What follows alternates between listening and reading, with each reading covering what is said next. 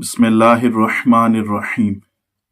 सरजमीन अरब के कदीम बाशिंदे कौन थे? किसने सबसे पहले सरजमीन अरब को आबाद किया? क्या हज़रत नूह अलैहिस्सलाम का कोई बेटा तूफ़ान नूह में ख़त्म हुआ भी था कि नहीं? इस्लाम और यहूदियों का इस हवाले से क्या नज़रिया है? तौरात के अंदर हज़रत नूह अलैहिस्सलाम के किस बेटे के हवाले से तज़किरा मौजूद है? आज की हम इस वीडियो के अंदर अपने इस मौजू को कवर करेंगे। गुज़िश्ता वीडियो में मैंने आपके सामने अरब के अंदर पाई जाने वाली कदीम सिविलाइजेशन के हवाले से बात की। अब हम अपने सरजमीन अरब के हवाले से गुफ्तगू शुरू करते हैं। सरजमीन अरब पर रहने वाली अक़वाम और उसके बाशिंदे। जज़ीरा नुमा अरब के कदीम बाशिंदों और अक़वाम की मौरख़ीन, उलमा इंसाब और दीगर माहिरीन फ़नून ने अलग अलग तक़सीमात करके इन तक़सीमात की मुख्तलिफ़ तारीफ़ात की हैं। ये तमाम तक़सीमात और तारीफ़ात क़यासी हैं और बाद में आने वाले लोगों ने ज़माने या दीगर एतबारात से इनको वज़ा किया है, जिस वजह से इसके बाद आने वाले मौरख़ीन ने इसी तक़सीम को सही समझते हुए मज़ीद तक़सीमात या साबिक़ा तक़सीमात की तरफ मुतवज्जो होने की ज़रूरत महसूस नहीं की। कदीम अरब की इब्तदा, आबादकारी और अहले अरब की तक़सीम एक नई जहत से बयान करने की कोशिश करूँगा इस वीडियो के अंदर। अरब का पहला बाशिंदा। अरब यानी ज़मीन का वो ख़ित्ता जो इंसान अव्वल यानी हज़रत आदम अलैहिस्सलाम का मस्कन रहा, जहाँ इन्होंने अपने अहल व अयाल समेत ज़िंदगी बसर की और वहीं पे मदफून हुए। इसको उसूलन भी अरब के नाम से ही मौसूम किया जाना चाहिए था, क्योंकि इंसान अव्वल की ज़ुबान अरबी थी और यही अरबी ज़ुबान इनकी औलाद में भी बोली जाती थी। क्योंकि तारीख़ के मुख्तलिफ मज़कूरा ख़ित्ते को सबसे पहले सामियों ने जोग्राफियाई तनाजुर में अरब कहा, लेकिन इस खित्ते में सामियों से पहले लोगों की मौजूदगी मुसल्लिमा है जो यकीनन अरबी ज़ुबान बोलते थे। सामियों के इस खित्ते को अरब नाम देने की वजह ये थी कि लफ्ज़ अरब असल में अरबाह था, जिसके मानी बे आबो गया ज़मीन और सहरा के हैं, और इब्रानी ज़ुबान में अरबा बमानी बयाबान और बंजर मैदान के हैं। जब से ये लफ्ज़ सामियों ने वज़ा किया, तब से ये लफ्ज़ जज़ीरा नुमा अरब पेनिसुला और यहाँ के बाशिंदों के लिए इस्तेमाल होना शुरू हो गया। लेकिन लिसानी बुनियादों पर अगर देखा जाए तो ये खिता इस वक्त भी अरब ही कहलाया जाने का मुस्तहिक था, जब यहाँ सामियों से पहले के अफराद यानी औलाद हज़रत आदम अलैहिस्सलाम मौजूद थी और आपस में अरबी में ही कलाम करती थी। लेकिन इसका हवाला मनकूला तारीख के हवालों से मफकूद है। अरब कुर्राए अर्ज़ के उन खित्तों में शुमार होता है जहाँ से इंसान की आबादकारी शुरू हुई और बातज़ा वहाँ से इंसान दुनिया में फैले। इसकी दलील ये है कि ज़मीन पर उतरने के बाद हज़रत आदम अलैहिस्सलाम हज़रत हव्वा अलैहिस्सलाम को ढूंढते हुए अरब आए और इनसे मुकाम अराफात पर मुलाकात हुई। हज़रत आदम अलैहिस्सलाम ने वहाँ हज़रत हव्वा अलैहिस्सलाम के साथ क़याम फरमाया और वहीं अव्वलीन इबादत का यानी खानाए काबा की तामीर की। इस अकीदे के ऊपर मुस्लिम स्कॉलर्स, यहूदी और ईसाई स्कॉलर्स इत्तफाक करते हैं। हज़रत आदम अलैहिस्सलाम के बारे में हदीस में मज़कूर है कि आप तकरीबन 60 हाथ लंबे थे और हज़रत हव्वा अलैहिस्सलाम के बारे में भी गालिबन यही गुमान किया जाता है। अब यहाँ आपके सामने मैं एक शुबे का इजाला करते हुए चलूँ जो मौरख़ीन ने पैदा किया। जितना बड़ा जिस्म हो उसकी हाजात उतनी ही बड़ी होती है, लिहाजा उनके खाने पीने की भी कसीर वसाइल दरकार होंगे, जो वहाँ सब्ज़े यानी फल सब्जियों की मौजूदगी की तरफ इशारा देता है। अब अगर सामियों की तारीफ को कबूल कर लिया जाए और एक शुबा ये पैदा होता है कि जैसे सामियों ने लफ्ज़ अरब की तारीफ की और उन्होंने कहा कि सरजमीन अरब जो है वो बेआबो गया زمین اور صحرا تھا جس میں ایک چھوٹے جسم رکھنے والے انسان کی ضروریات بھی پوری نہیں ہو سکتی، تو یہ کیوں کر ممکن ہے کہ وہ حضرت آدم علیہ السلام و حضرت حوا علیہ السلام کی ضروریات کو پورا کر پاتی سرزمین؟ کیونکہ یہ بے آب و گیا، بنجر، کوئی باغات، کوئی سبزہ، کچھ بھی یہاں پر موجود نہیں تھا۔ اگر ہم اس چیز کو تسلیم کر لیں تو پھر ہمارا یہ بیان کرنا کہ اس خطے کے اوپر حضرت آدم علیہ السلام اور حضرت حوا اور ان کے اولادوں نے آگے قیام کیا، ہم اس موقف کو ثابت نہیں کر پائیں گے۔ اب اس شبے کا ازالہ کرنے کے لیے میں آپ کے سامنے صحیح مسلم میں سے ایک حدیث جو ہے وہ آپ کے سامنے لے کے آتا ہوں۔ حضرت محمد مصطفیٰ صلی اللہ علیہ وآلہ وسلم بیان کرتے ہیں، قیامت اس وقت تک قائم نہیں ہوگی جب تک کہ مال کثیر مقدار میں ہو کر عام نہ ہو جائے، جب تک مال کثیر مقدار میں ہو کر عام نہ ہو جائے، حتیٰ کہ ایک شخص اپنے مال کی زکوٰۃ نکالے گا مگر اسے قبول کرنے والا کوئی نہ ہوگا، اور جب تک کہ سرزمین عرب دوبارہ چراگاہوں اور نہروں والی نہ ہو جائے۔ اس حدیث مبارک سے ہمیں یہ واضحاً اشارہ ملتا ہے کہ کبھی کسی زمانے میں سرزمین عرب سرسبز و شاداب تھی، عرب کی سرزمین بنجر نہیں تھی۔ اس حدیث سے آقا کا یہ دوبارہ کہنا کہ یہ زمین کا آباد ہو جائے گا، تو یہ ہمارے موقف کو ثابت کرنے کے لیے بہترین چیز ہے۔ حضرت آدم و حوا علیہ السلام کے زمانے میں یہ ایسا خطہ تھا جو ان کے رہن سہن کے لیے سازگار تھا۔ جدید مغربی محققین کے مطابق بھی عرب کی سرزمین تقریباً 2.5 کروڑ سال پہلے وجود میں آئی۔ اس کی جب کاربن ڈیٹنگ کی گئی تو وہ ان کے نزدیک یہ 2.5 کروڑ سال پہلے وجود آئی۔ درخت اور مختلف نو کے، اب یہاں ایک چیز میں آپ کو بتاتا ہوں، اور حضرت نوح علیہ السلام کی آمد سے پہلے یہ ایک زرخیز خطہ تھا جہاں پر پانی کے چشمے جاری تھے، درخت اور مختلف نو کے جانور اور پودے بھی موجود تھے، لیکن وقت گزرنے کے ساتھ ساتھ اور دنیا میں جیولوجیکل تبدیلیوں کی وجہ سے عرب کا یہ زرخیز اور سرسبز و شاداب خطہ دیکھتے ہی دیکھتے بے آب و گیا اور ایک قحط زدہ زمین کے اندر منتقل ہو۔ اب جبکہ دیکھیں آج جو عرب سرزمین عرب کا جو لوگ وزٹ کر کے آئے ہیں وہ اس چیز کی تائید کریں گے کہ جیولوجیکل تبدیلی آج بھی عرب کے اندر ہوتی جا رہی ہے۔ اب آہستہ آہستہ آہستہ عرب جو ہے وہ دوبارہ سرسبزی اور شادابے کی طرف پلٹ رہا ہے۔ اس تفصیل سے یہ واضح ہو جاتا ہے کہ حضرت نوح علیہ السلام سے پہلے یہ خطہ سرسبز و شاداب تھا، اور یہیں حضرت آدم و حوا علیہ السلام نے اپنی اولاد سمیت زندگی بسر کی تھی۔ حضرت آدم کے بعد جب حضرت نوح کا دور آیا تو انسانوں کی نافرمانیوں کے سبب ان پر طوفان کی شکل میں ایک عذاب نازل کیا گیا۔ طوفان نوح میں سوائے ان کی اولاد کے جو حضرت نوح علیہ السلام کے ساتھ ان کے 3 بیٹوں سمیت کشتی میں سوار تھے، سب کے سب ہلاک ہو گئے، اور ان میں حضرت نوح علیہ السلام کا ایک نافرمان بیٹا بھی شامل تھا۔ نجات یافتہ افراد میں سے حضرت نوح کے بیٹے کے بقیہ 3 بیٹوں میں سے ہی ان کی نسل آگے بڑھی، اور جزیرہ نما عرب کو سام بن نوح علیہ السلام کے اولاد نے ہی دوبارہ آباد کیا۔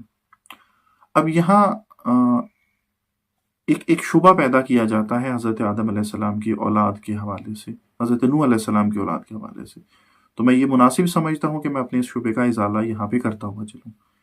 اس مقام پر حضرت نوح کے بیٹوں کے حوالے سے بعض عیسائی علماء ایک اعتراض اٹھاتے ہیں، اور وہ ایک بیان کرتے ہیں کہ بعض عیسائی حضرت نوح کے بیٹوں کے حوالے سے یہ اعتراض کرتے ہوئے دکھائی دیتے ہیں کہ آپ کے صرف 3 ہی بیٹے تھے، اور اسلامی تاریخ جن 4 بیٹوں کا ذکر کرتی ہے وہ غلط ہے، جن میں سے ایک بیٹا قرآن کے مطابق طوفان نوح میں غرق ہو گیا تھا۔ یہ محض من گھڑت اور حقیقت کے برعکس ہے۔ عیسائی بطور دلیل بائبل کے باب پیدائش کی کتاب نمبر 9 کی آیت نمبر 18 پیش کرتے ہیں، جس میں فقط 3 بیٹوں کا ذکر ہے۔ اس اعتراض کی حقیقت یہ ہے کہ عیسائی جس کتاب کی عبارت پیش کرتے ہیں وہ در حقیقت بائبل کا اصل متن ہے ہی نہیں، بلکہ اس کا مسخ شدہ ترجمہ ہے، کیونکہ بائبل کے کئی مشہور تراجم تھے۔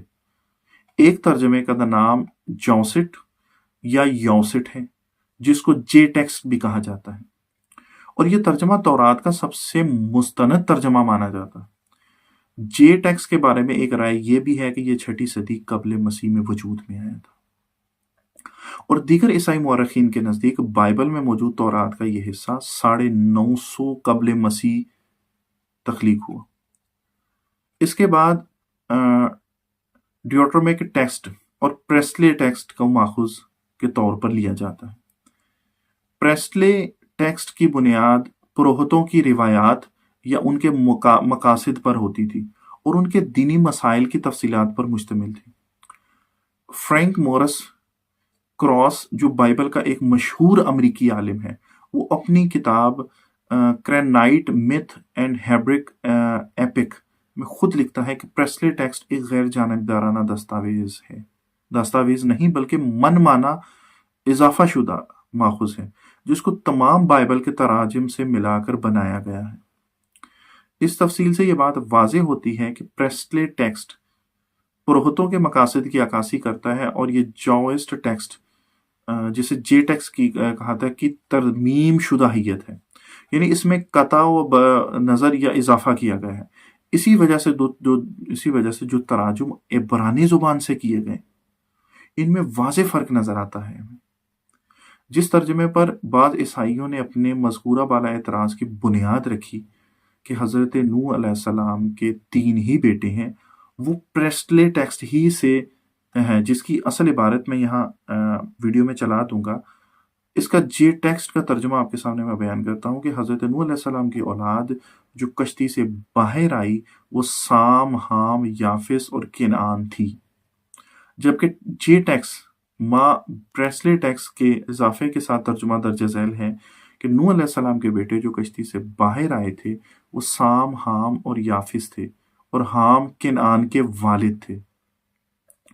जे टेक्स्ट के तर्जुमे में कश्ती से निकलने वाले 4 बेटे बताए गए, जिससे ये तो मालूम है कि हज़रत नूह के 4 बेटे थे। अलबत्ता रही ये बात कि निजात पाने वाले भी 4 थे, तो ये गलत है। क्योंकि कुरान मजीद की आखिरी किताब, कुरान मजीद रूए ज़मीन पर आने वाले स्क्रिप्चर्स में से आखिरी किताब और हक व बातिल के दरमियान फ़र्क करने वाली है। उसमें वाज़ेह तौर पर यह जिक्र किया गया है कि हज़रत नूह अलैहिस्सलाम का एक बेटा कश्ती में सवार ही नहीं हुआ था, जिस वजह से वो हलाक हो गया। जबकि जे टेक्स्ट और माँ प्रेस्ले टेक्स्ट के तर्जुमे में हाम और केनान का वालिद बना दिया गया है, जो गलत तर्जुमानी है, जिससे वो कुरान को झूठा साबित करने की मज़मूम कोशिश करते हैं। हालांकि यह बात हकीकत वाक़या के बिल्कुल बरअक्स है।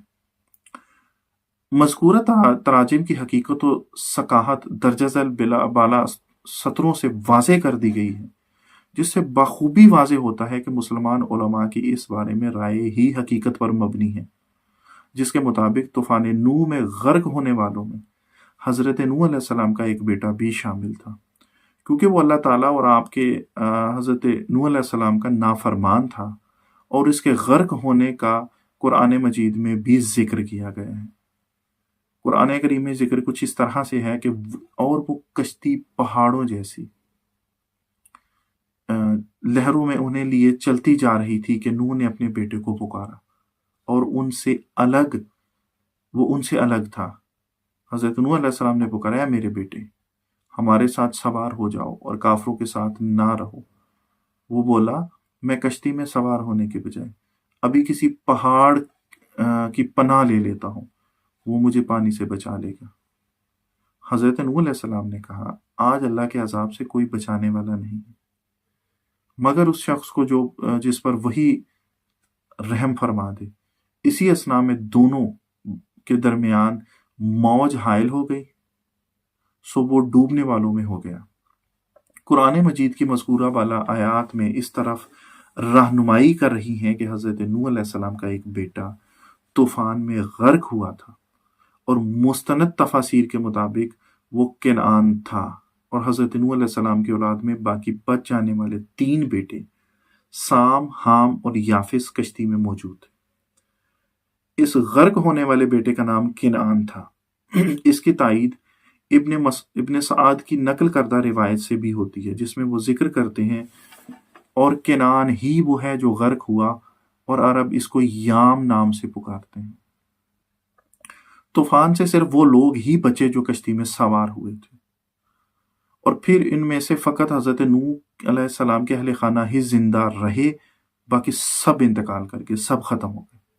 چنانچہ اس حوالے سے امام بغوی ابن عباس سے روایت کرتے ہیں کہ جب حضرت نوح کشتی سے اترے تو آپ کے ساتھ جتنے مرد اور عورتیں تھیں سب ختم ہو گئے، صرف آپ کی اولاد اور ازواج باقی رہ گئیں۔ مر گئے سے مراد یہ نہیں کہ کشتی اچھا، اب یہاں پر ایک چیز میں آپ کے سامنے بیان کروں۔ اس حدیث کے مطابق کہ حضرت نوح علیہ السلام کے ساتھ کشتی میں جو دیگر ان کے قبائل کے لوگ آباد تھے، یہاں اس روایت کے مطابق وہ سب مر گئے۔ اب میں آپ کے سامنے اس کی وضاحت کرتا ہوا چلوں کہ مر گئے سے مراد یہ نہیں کہ کشتی میں جب تک سوار تھے تو موت نہیں آئی تھی اور کشتی سے اترتے ہی موت آ گئی، بلکہ اس کا مطلب یہ ہے کہ جب تک وہ لوگ زندہ رہے ان سے نسل انسانی آگے نہیں بڑھی، ان کی اولاد نہیں ہوئی۔ یہاں تشبیہاً مراد مر گیا لیا گیا ہے، اور اسی کو قرآن مجید اللہ تبارک و تعالیٰ نے ایک مقام پر یوں بیان کی ہے، اور ہم نے فقط انہی کی نسل کو باقی رہنے والا بنا دیا۔ اس آیہ کریمہ سے معلوم ہوا کہ طوفان نوح کے بعد اولاد حضرت آدم علیہ السلام نسل حضرت نوح علیہ السلام سے آگے بڑھی، اور اسی وجہ سے حضرت نوح علیہ السلام کو بنی نوح انسان کا آدم ثانی یا ابو البشر ثانی کہا جاتا ہے۔ پھر حضرت نوح علیہ السلام کے اولاد کے ذریعے بنی نوع انسان میں اضافہ اور توالد و تناسل کا سلسلہ جاری ہوا، جو مختلف زمانوں میں دنیا کے مختلف علاقوں کو بحکم حضرت نوح اپنا مسکن بناتے ہوئے پھیلتے چلے گئے، اور ان کے مابین قوموں اور قبیلوں کی تقسیم در تقسیم شروع ہوئی۔ اسی طرح چند ایسے لوگ جن کا تعلق حضرت سام بن نوح علیہ السلام کی اولاد سے تھا، وہ لوگ خطہ عرب میں بھی داخل ہوئے اور اس بے آب و گیا خطے کو دوبارہ آباد کرنا شروع کیا، اور یہی وہ تاریخی حقیقت ہے جس کی طرف قرآن رہنمائی کرتا ہے، اور اس ذیل میں واقعہ عیسائی مستشرقین کا اعتراض بما ان کے دلائل کے فاسد قرار دیتا ہے۔ اب کے سامنے عرب اقوام کا جو میں دوسرا دور بیان کرنے چلا ہوں، حضرت نوح علیہ السلام سے پہلے تمام روئے زمین پر موجود انسان ختم ہو چکے۔ اب اس دوسرے دور میں اہل عرب کی تمام نسلیں حضرت نوح علیہ السلام کے 4 بیٹوں میں سے ایک بیٹے حضرت سام بن نوح کی شاخ سے تعلق رکھتی ہیں، جس کے بارے میں علماء تاریخ و انساب کا اتفاق ہے۔ اس سے یہ معلوم ہوا کہ حضرت نوح علیہ السلام کے دوسرے بیٹوں سے عرب کا پدری تعلق نہیں ہے، گو کہ ان کی اولاد پھلی پھولی، مگر ان کا تعلق عرب کے خطے سے نہ تھا۔ اس ضمن میں ابن اسحاق اپنی کتاب میں بیان کرتے ہیں کہ عاد بن اوس بن ارم بن سام بن نوح، عامر بن ارم بن سام بن نوح کے 2 بیٹے سمود اور جدیس، اور تسم املاک اور امیم بنو لاؤز بن سام بن نوح، یہ تمام عرب ہیں اور عرب کے آباء و اجداد میں داخل ہیں۔ اسی طرح ابن خلدون بھی اپنی کتاب میں اس حوالے سے یوں لکھتے ہیں، علماء انصاب کا اس بات پر اتفاق ہے کہ تمام نسلوں کے اختلاف سمیت تمام عرب حضرت ابراہیم اور ان کی اولادیں سام بن نوح کی اولاد سے ہی ہیں۔ یہاں ایک چیز میں آپ کے سامنے واضح کرتا ہوا چلوں کہ حضرت ابراہیم علیہ السلام خطہ عرب کے رہنے والے نہیں تھے۔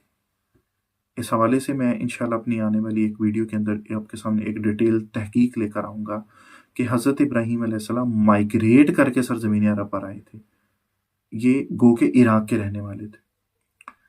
یہ ابھی فی الحال میرا یہ موضوع نہیں ہے، انشاءاللہ العزیز میں اس موضوع پہ بھی گفتگو کروں گا۔ اب اپنے موضوع کی طرف میں آتا ہوں کہ ترک، چین، سبالکا اور یاجوج و ماجوج یہ سب حضرت یافس بن نوح علیہ السلام کی اولاد ہیں، جبکہ سوڈان، ہند، سندھ اور قبط جناب حام بن نوح علیہ السلام کی اولاد ہیں، اور اس بات پر بھی علماء تاریخ کا اتفاق ہے۔ چنانچہ ما سوائے عرب دنیا کی تمام اقوام کا نسبی تعلق حضرت نوح علیہ السلام کے 2 بیٹوں جناب حام و یافس سے ہے، جبکہ اقوام عرب کا نسب حضرت نوح علیہ السلام کے بیٹے کے فرزند حضرت سام سے ملتا ہے۔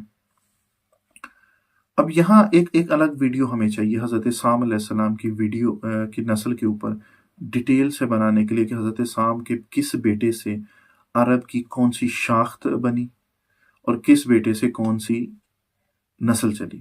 یہاں اب وہ اس اتنی دقیق تحقیق کی طرف جانا ہمارا مقصد نہیں۔ انشاءاللہ عربوں کے اوپر ایک اور سیریز کا جب میں آغاز کروں گا تو اس میں پھر میں اس چیز کی طرف روشنی ڈالوں گا۔ ابھی میرا مقصد صرف یہ تھا کہ عرب کے اندر جو عرب کے رہنے والے لوگ تھے وہ جناب حضرت سام بن نوح علیہ السلام کی اولاد ہیں۔